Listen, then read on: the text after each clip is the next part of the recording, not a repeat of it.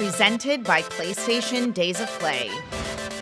Hey everyone, welcome back to GameSpot's coverage of Summer Game Fest and Playdays. We're here with Hakan from IO Interactive.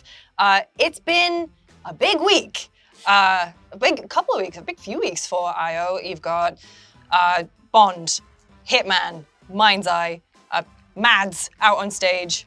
Switch 2, that old thing. How are you feeling?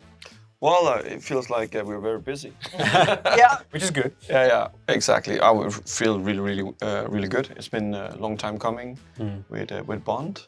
Worked on it for years now, and finally be able to announce it and trailer, and you just hope that there's a good reception and people like what you've been working on, pouring your hopes and dreams into, and seeing the reception has been absolutely fantastic. Yeah. And I know the team back home in Denmark and the other studios we have around Europe are all very proud. Obviously, IO is a well-known studio, but you had a period of time where you kind of gained your independence. So it kind of feels like you're out there in the world on your own, and it's new territory. And then you come out and you're like, we got Bond. How do you even get there? Like, was it just a matter of, everyone you spoke to knew IO and knew that you kind of made these kind of games and were like, perfect, makes sense? Or was there a process where you're like proving yourself to it? It's been a long journey, from our independence to build up the World of Assassination, and that was that's like 13, 14 years ago. The vision for that got established. That we went through that independence and actually got to finish that or realize that has been extremely satisfying. But along the way, I guess people also took notice that we've been doing Asian fantasy for 20 odd years, 25 years now, right? And so I think it was absolutely fantastic that this opportunity happened, right? Like Bond is obviously one of the biggest IPs out there, and we've been doing Asian fantasy for such a long time, and you could say that's a good compatible IP and company. But it's never easy, right? Going from having done Hitman for such a long time and then hitting the note and getting the Bond vibe and feel right it's been a good challenge. How do you approach that balance of creating something that is Bond, that people know what the core of that character is, where at the same time you've been so experienced making Hitman games and Agent 47. What's the line that you can blur? How do you make sure that the properties are unique in their own unique things? I mean, there's some similarity. Like there's IO Interactive in the background. Like there's a few things we do as a common denominator, I could say. Like what's similar with the IPs is it's globe-trotting fantasy. Yeah. Both for Hitman and for Bond, you get to go places where it's normally restricted for mere mortals like us, right? Get behind the scenes and get that VIP feeling, right? And but I would say Bond is a bit more optimistic universe, and the difference is so that's kind of a globe-trotting thing that's very similar, but the differences are very clear as well. Whereas Hitman is a clear anti-hero, and Bond is he's a hero, right? And Hitman he's a chameleon, and he's actually whoever you want him to be through mechanics also with the disguise gameplay and whatnot, right? But also that he's just taking on these roles and saying what's absolutely efficient and necessary to get the job done. Whereas Bond is, he's a personality, right? There is the whole storytelling and the whole evolution, be that in that journey or him, is built completely differently. So that was both daunting, but also extremely, exciting for us to be able to create something like that's different to what we've been doing before. Yeah, one of the things that really is interesting to me is, as you mentioned, Agent 47 is very stoic and is, buttoned up, and the humor in Hitman comes from the environments and the scenarios and how you make the most of those to make funny things happen.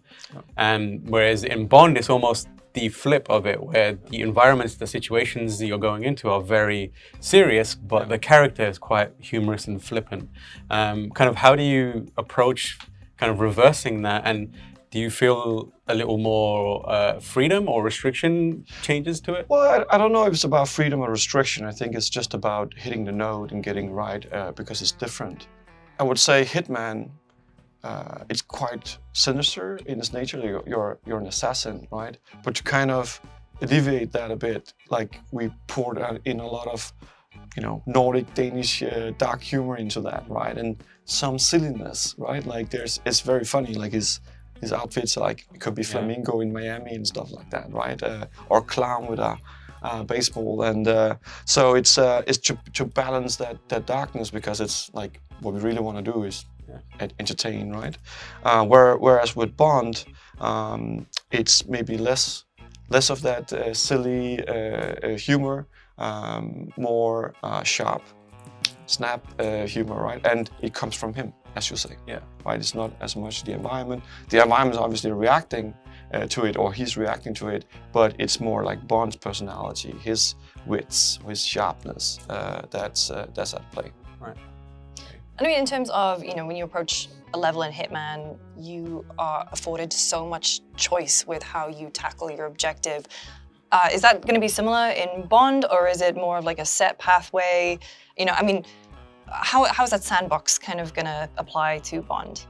Well, it's a different IP, and it's a different game. And I know a lot of, like, throughout these years where people were guessing how it's going to be. We also spent a lot of time figuring out what the difference is, or what is the right structure for a Bond game, right? But it's definitely not a reskin of Hitman, right? Like, it's on its own, something that's built to deliver what we hope is going to be the ultimate Bond experience out there, right? So hopefully our fans will see IO Interactive's handiwork there, right? So freedom of approach. There's always different ways to do things. That's true in Bond as well. But Bond is a bit more breeding. Is structured as breeding, right? Like, it can open up, and then it can be a bit more narrow and very bespoke, curated in what spectacular moment we want to tell you or make you do there, because you expect these over the top, also like these fantastic aspirational stunt moments happening as well in Bond, and those are choreographed and curated a bit differently, right? So, and then there's also the fact that the whole story structure on Hitman is a bit more high level, whereas a lot of the story is embedded in the locations and the people you meet. So the locations are more front and center in that way in storytelling, where there's a bit more connected tissue in the story on Bond, right? So it's much more ambitious with cinematics. We are much more ambitious with our action pieces, our features. I think we've created a fantastic seamless combat between dynamic melee combat to range combat, because we want to capture that feeling of Bond being always on the move, always agile, and then being able to make a game where you can also tell, where he can express his charm, his wits in social spaces, right? This is where I also will see the strength of IO Interactive, right? Where you can overcome puzzles and things and manipulate people, bluff, charm. And then, as a difference to Hitman, there's the whole gadgetry. Right, there's the gadgets that you expect from Bond fantasy, and we have some really cool, fantastic gadgets in there, and also evolving ones. So I'm excited. Can Q make a briefcase that homes in on you? Yeah, maybe that's gonna be a little Easter egg or something. We'll see. I wanted to ask actually about it's kind of like a business meets creative moment for you as a studio, and you're working with a license. Like, traditional thinking around a license would be you use the most recognizable parts of it, and in the case of Bond, you probably want to pick a Bond that people know, right? Like, you go, oh, if we put Pierce Brosnan in here, we automatically have a built-in audience, but you've chosen to go the other way and get caught up in the casting of Bond kind of cycle that kind of works in the movie. So why did you decide to kind of take this approach instead of relying on, oh, we could have Pierce, we could have Sean Connery, we could have XYZ, Daniel Craig, wherever it may be? Right.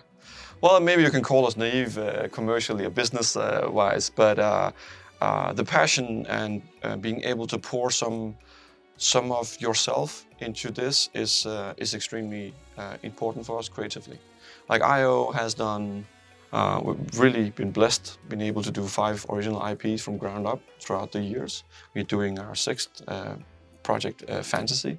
So this is our first licensed game. And the only reason, not the only reason, but a big part of the reason we took it is because our partners gave this freedom for us to be able to express ourselves and put some of our fingerprints into this, right? So from the get-go, we didn't want to do a gamification of a movie or interpretation. We really wanted to have a swing at young Bond in origin story, something a bit more dynamic and youthful, something hopefully that the gamers will call their own, and something where we feel we could express ourselves in. You said something that gamers can call their own. You also have now a connection between your 2 games with something that everyone calls their own, like Le Chiffre is now in Hitman. What came first, the Bond deal or the kind of Le Chiffre connection? I think we always thought of, because the elusive target concept in Hitman, Will of Assassination has been going on for a long time before the Bond deal. We've always had a few targets in sight of people that we found really cool and interesting. I would say with Mads Mikkelsen, we always had him in our crosshairs, maybe in different concepts and ideas.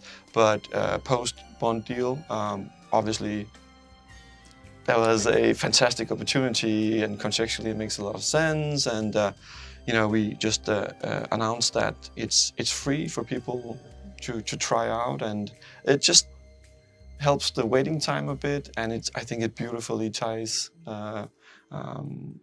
these things together. And the age of fantasy in gaming, that's what we do, and it's great to kind of share some of these things between our IPs. Sure. Well, speaking of sharing, you're also putting co-op into Hitman. Is that, I mean, I've got a lot of questions. I'm a big Hitman player. Tam and I both are. However, I just how do you kind of build that trust between 2 players to make sure that everyone is going to be working towards the same objective? Or do you imagine this is going to be like an extra dash of chaos when people do get to play together? Well, I must say, I talked about the Will of Assassination and the vision for this for start of 13, 14 years ago. And co-op, honestly, was a part of it. But it just takes time, right? And it's kind of still early days. We are prototyping and figuring out a lot of those things. But it's just, we just believe that the Hitman sandbox, that is going to be extremely strong and interesting. And when we fool around and discover during production, we really see there's a lot of opportunities for crazy situations, and the crazy experiences also where it goes south, also where it goes wrong, right? So there's just the systems we build, the world we build, the AI, and the meticulous machine that runs. It just creates some, I would say, unique moments that we haven't seen in other games yet. So we're really looking forward. Again, there's many things being experimented at right now, but I think that has a huge potential. And in terms of Will of Assassination that never sleeps, never ends, that keeps on going, I think this will be a huge booster to that as well.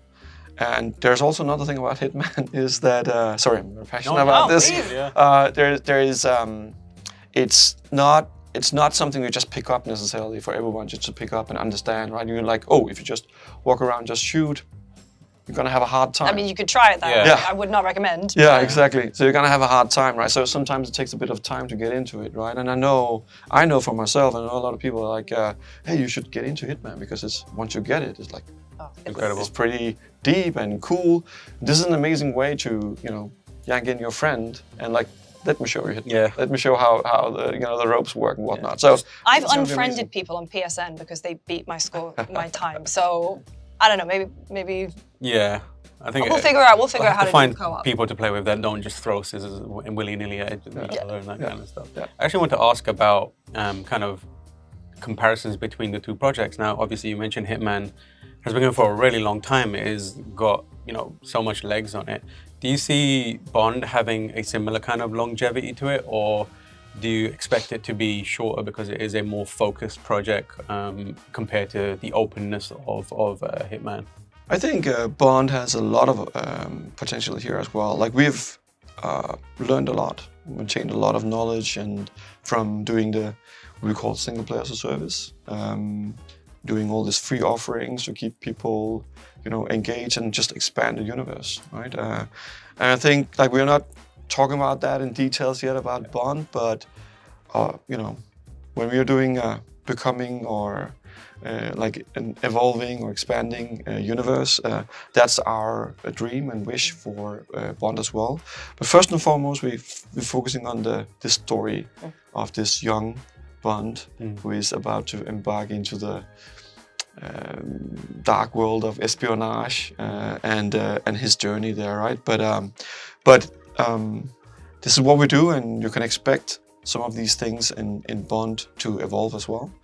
And I would say for Bond, because of the higher fidelity features and new features we added, like you saw from the trailer, maybe the driving. Yeah. You can drive exotic cars and motorbikes and all sorts of things, and the gadgets and whatnot, as I mentioned. Those things also introduce for us new ways of doing challenges, so you can spend some time and getting that record back on, on the leaderboards. Yeah. Moving between locations is going to be really interesting. Yeah. Instead of just running everywhere, like I can go in a car. Well, I'm very excited to see more. Yeah, for me sure. too. And I guess final question before we let you go: who's your favorite Bond? I knew that. I can't say your own. I can't say my own. No. Say your own. I think it's a hard tie between Sean Connery and Daniel Craig. Oh wow. Yeah. Damn. I would say that. Yeah. Maybe Sean Connery. Yeah. I think we're both peers. We're both Yeah. big PS fans over here. Well, thank you so much for coming by. Thank you. And for more from Playdays Summer Game Fest, make sure to keep your eyes peeled to GameSpot.